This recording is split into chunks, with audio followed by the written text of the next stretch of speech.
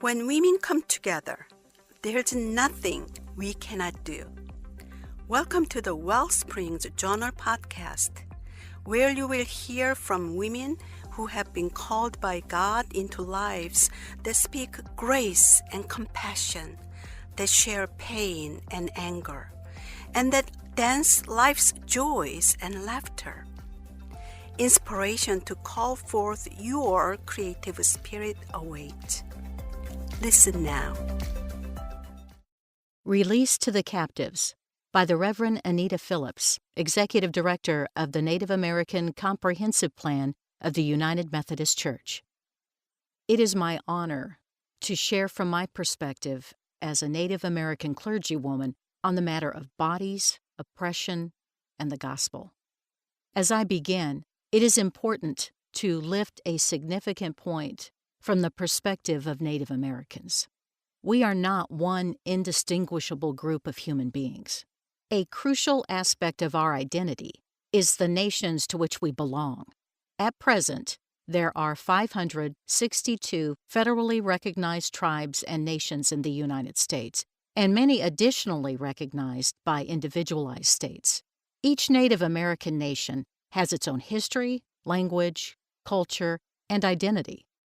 However, there are elements one may identify that represent common core values and beliefs among Native Americans. In the context of this conversation, I will most often be speaking to these. The Corn Mother. And the Word became flesh and lived among us. This is the ultimate revelation from the Gospel of John, that human beings can know God through the life, teachings, and identity of Jesus the Christ.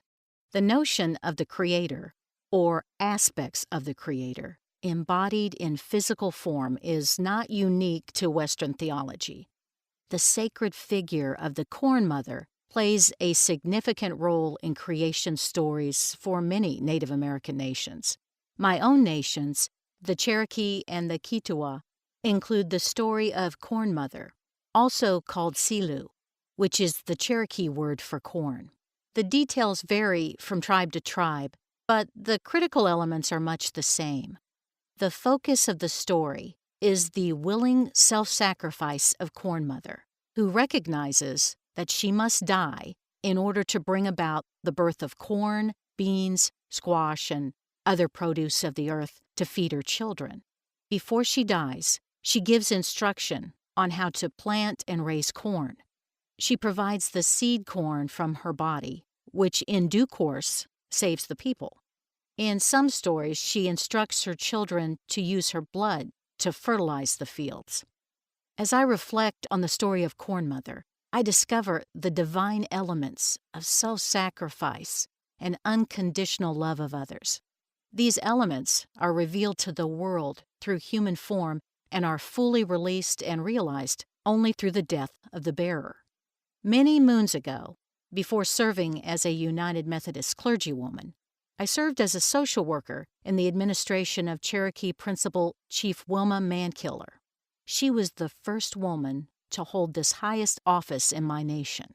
She was simultaneously a Christian and a Native American who claimed her identity as a traditional and ceremonial woman. In her life's journey, she manifested the characteristics of both Jesus Christ and Corn Mother. Chief Mankiller loved our people, despite times of turmoil and conflict in serving them. There were times of great resistance and oppression toward her personally from powerful governmental and economic entities. She served despite great physical affliction and made tremendous sacrifices on behalf of others. She died in 2010. And in the reflections I have made on her life and my own, I realize she has perhaps been the single most important mentor who has influenced me as a Native American United Methodist clergywoman. Gender and oppression. Native American women share with all women the bond of oppression related to our female gender. This form of oppression was not historically a part of our societies prior to the arrival of Europeans on this continent many centuries ago. Prior to this invasion, women lived as did men as part of the interrelatedness of all creation. Every element of creation was seen as essential to the ultimate balance, harmony, and survival of the entirety. Women fulfilled roles that were equally important to the community as those that men occupied. The introduction of patriarchy, along with many other alien beliefs and values, was part of the traumatic assault experienced by Native Americans during Western expansion. Native American clergywomen share an inheritance of both the best the world has offered women and the worst. Within our many nations, the being of women, the totality of mind, body, and spirit, was viewed as holy and vital for its contribution to the ongoing existence of the community and all of creation. Gender was more a matter of complementary roles that contributed to harmony and balance within a society.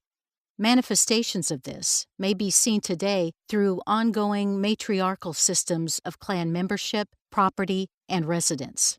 My own clan membership was determined through my grandmother. I belonged to the Longhair clan. Patriarchy was introduced and enforced by both missionaries and governmental entities. The concept of the superiority of men often accompanied conversion at gunpoint or was adopted as a desperate attempt at survival through identification with the oppressor. Indigenous women experienced a perfect storm during this period of our history, while the notion of the female body as sacred and important began to submerge beneath the dominating Western worldview. Other crucial aspects of our Native identity, community, relationship, the value of the group over the individual, complementary characteristics leading to a balanced society, the Creator with us, and interrelated in all things, began to fade as supportive realities of our daily lives. Simultaneously, boarding schools worked to stamp out indigenous languages. Into this numbness and trauma came the realization that the value of a woman's body was determined by the men in power. Trails of Tears. As people of oral history, most of our greatest stories are not recorded in writing, but are passed along through storytelling. One of the stories that both inspires and haunts me comes from the era of the Trails of Tears. The term Trail of Tears is used to describe the forced removal of Native American people from the southeastern United States to Indian Territory west of the Mississippi River in the early 1800s. Peoples of the Cherokee, Muskogee Creek, Choctaw, Chickasaw, and Seminole nations were forced onto these death marches by the U.S. federal and state governments in order to open their lands to white settlers. The destination for these nations was what is now the state of Oklahoma. Soldiers of the U.S. Cavalry accompanied the Native American people on these trails of tears to ensure they followed the prescribed routes to Oklahoma Territory and to guard against persons escaping to return to their homelands. One of the traumatic realities of historical conquest is that the conquerors lay claim to everything belonging to the conquered captives. Not only are their physical possessions taken, including the land upon which the people live, but also their bodies, minds, and spirits. For Native women, alien powers laying claim to their children, their homes, their fields, and their sexuality was the foundation for destroying the elements of their personhood.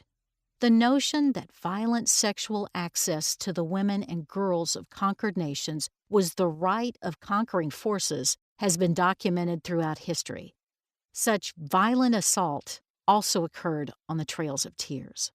Stories have been passed down in my family of soldiers carrying off young women and girls into the darkness for the purpose of rape and degradation. Recognizing the trauma visited upon these young members of the Cherokee community, a group of mature women, many of whom were mothers, stepped forward to offer themselves as victims to the sexual assaults in place of the younger women and girls. They sacrificed their bodies every night as the spoils of war. The stories that have been passed down recount the response of the Native community.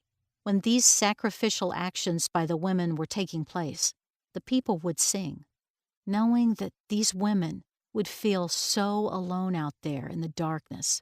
The people would sing very loudly, so their voices would carry beyond the campfires. Most of these tribes had been heavily missionized by various denominations for many years, and a great number of Native peoples coming from the southeast on the Trails of Tears were Christian. The gospel was brought along on these terrible journeys. I have no doubt the scripture focus of this issue of Wellsprings from the Gospel of John was lifted and preached by some of the missionaries who chose to stay with the people and made the forced march with them. What a contradiction! As preachers proclaimed God, revealed through the flesh of Jesus the Christ, the flesh of indigenous women was desecrated with impunity. The oppression of my grandmothers in this way brings great grief to my heart. Their courage brings great pride and strength to my spirit. Into the future. One of the experiences I have valued as an elder within my conference, the Oklahoma Indian Missionary Conference, has been serving as mentor to several Native American women local pastors as they progress through their candidacy toward ordination. I presently mentor a Chickasaw clergywoman whose particular interests include Native American women in the post-colonial period of U.S. history and the present impact of Christian missionizing on the personhood of these women. In an unpublished paper, Remembering Indigenous Women, Ghost Stories and Imago Dei, she writes of the duality of good versus evil imposed by Western theologies and how the culture and identity of indigenous peoples were framed as the embodiment of sin, thus legitimizing any oppressive or violent actions that would drive out the evil. We have talked together of the oppression imposed on the bodies of Native women and how that bitter inheritance is still visited on our communities today. How Native women in this present time experience the highest rates of rape and sexual violence of any racial ethnic group. We speak with other Native American clergywomen of our responsibility to counteract this bitter inheritance within our ministries with Native women and men. We join with other Native American women, united in our commitment to live our lives as the blessings we were created to be. The holiness of the incarnation of Native women is again becoming a part of our culture. As a Native American clergywoman, I celebrate the gospel found within our Christian scripture. The gospel of John's presentation of God revealed through the physical personhood of Jesus is a sermon that I have preached. However, the revelations experienced by my people about Creator God and the value of both genders within the interrelatedness of all creation is also important to preach. It is vital to respond to the oppression visited upon my people, and particularly our women, by proclaiming release to the captives. In this present day, it is a joyful thing to contemplate new generations of indigenous children living into the reality of their sacred. Thank you for listening to the WellSprings Journal Podcast. Be sure to visit wellspringsjournal.org to find more resources for the journey.